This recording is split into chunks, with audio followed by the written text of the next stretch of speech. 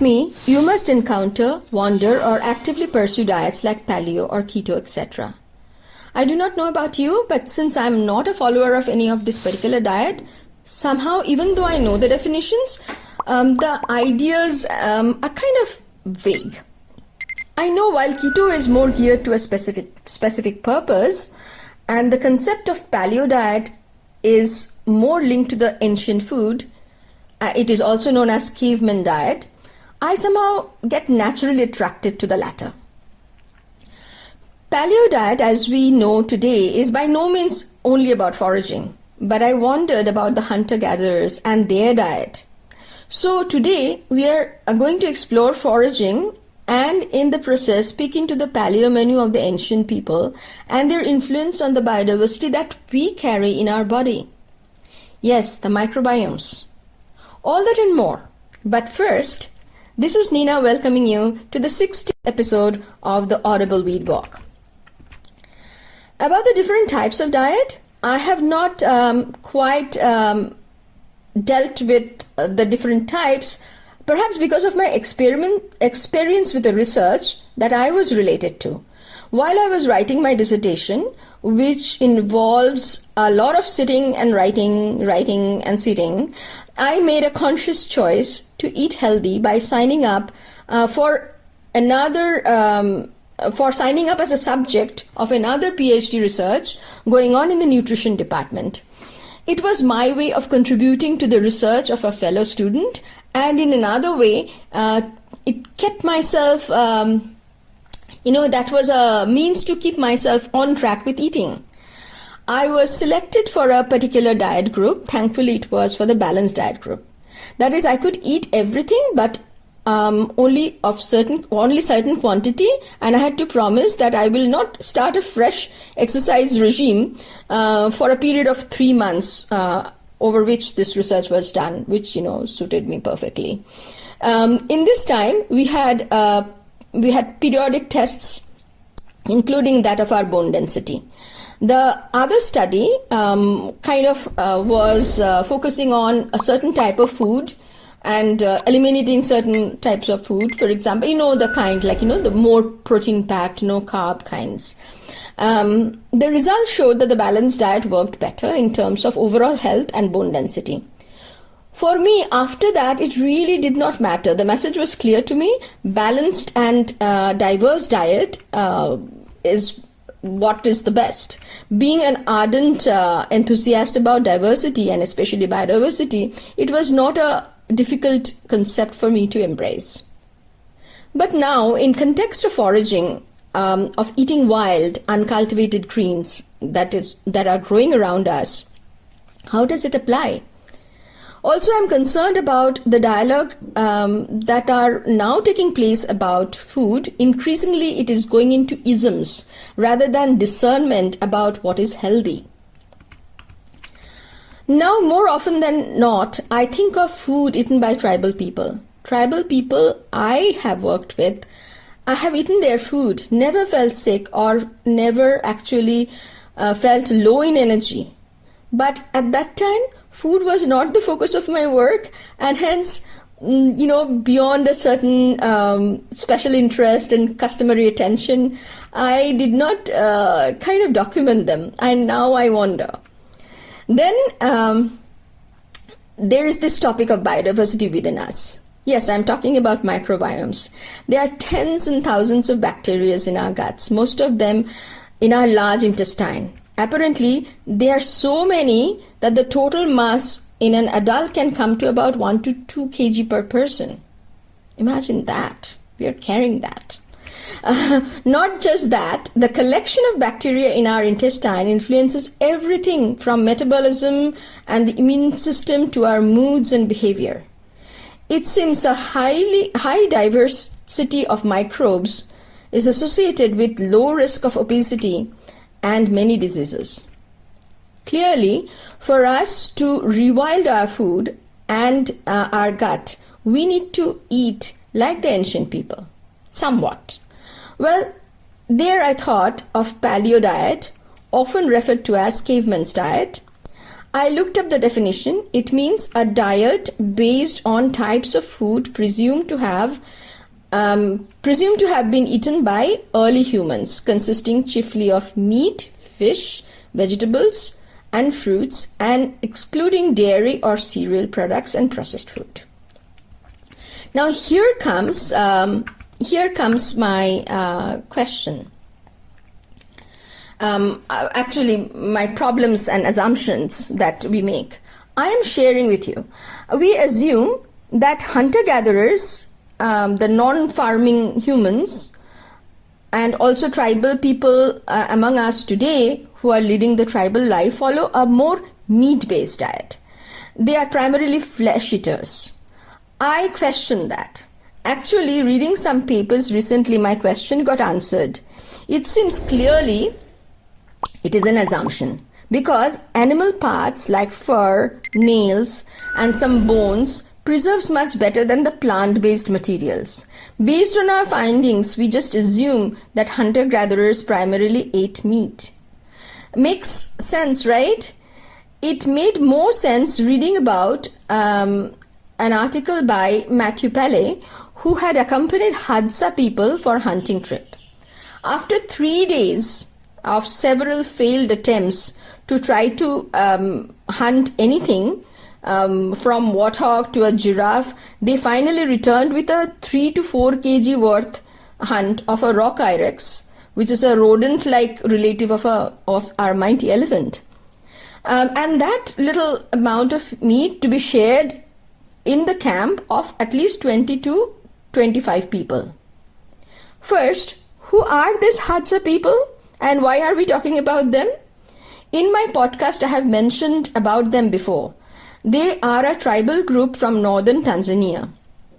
Why such a big brouhaha about them? Well, they come from the region where human beings may have originated. There, in the home of the humans, Hadza people have lived and foraged for more than 40 to 50,000 years.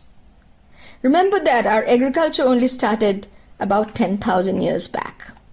So they are kind of really ancient. You know, my real regret is my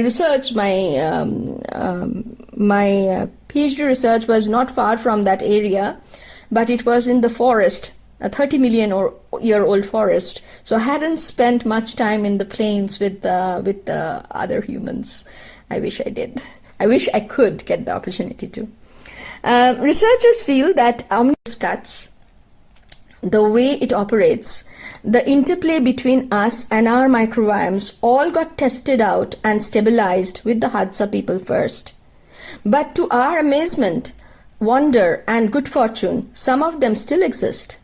Despite the colonial past efforts to settle them, taking over their land that they foraged for expat colonial plantation, or more recently encroached by others for farming, often in the name of development, the Hadza people, some 2,200 to 2,300 of them, are still around.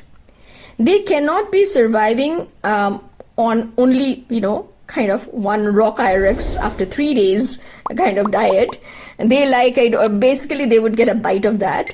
They, like other ancient people, depend on other foods. Studies show the Hadza people depend on honey, meat, berries, baobab. Baobab is this, classic tree in the African landscape.